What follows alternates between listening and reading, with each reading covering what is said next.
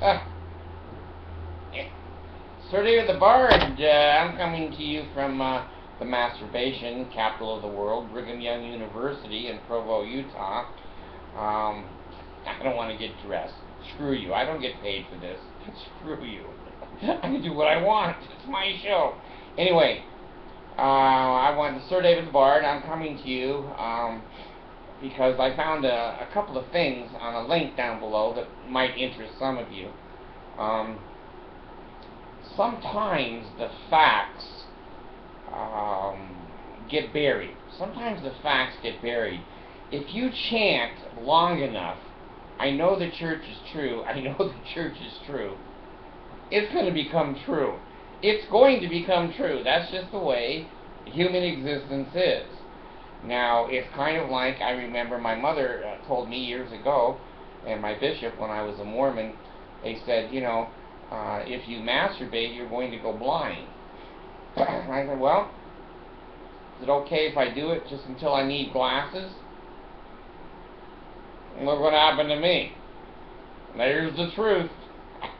There's the truth. So, anyway, I forgot history that Joseph Smith sent Porter Rockwell up to kill Governor Boggs.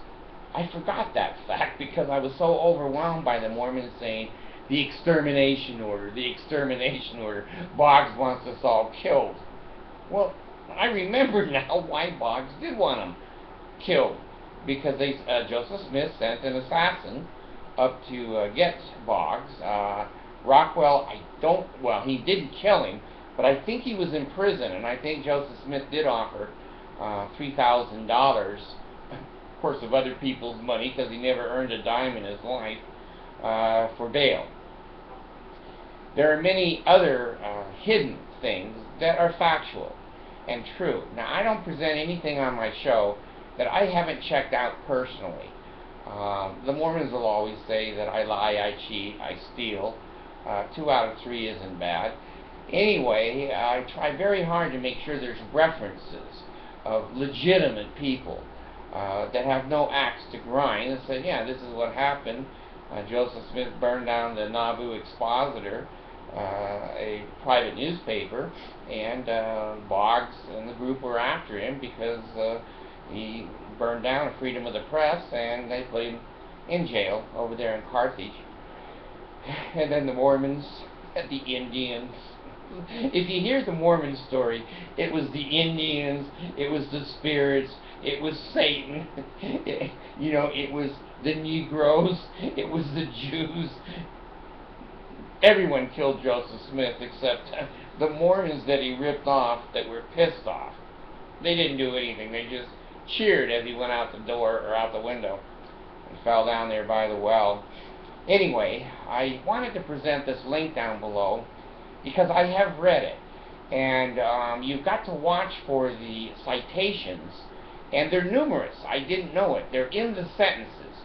They're in the sentences. You have to click on the citation. I didn't see a bibliography at the end, and I didn't see quotation marks and brackets showing bibliography and references. So I had to read it a couple of times, and it's extensive. You can click on some of that stuff, and you can see one of them was a very interesting preaching document. Oliver Cowdery, how close Oliver Cowdery was with Joseph Smith as friends, and then how Joseph Smith excommunicated him as soon as he didn't like some of the things that he said. And I forgot that Cowdery also was a Baptist minister. So he had some background in some education in the Bible and able to read and write.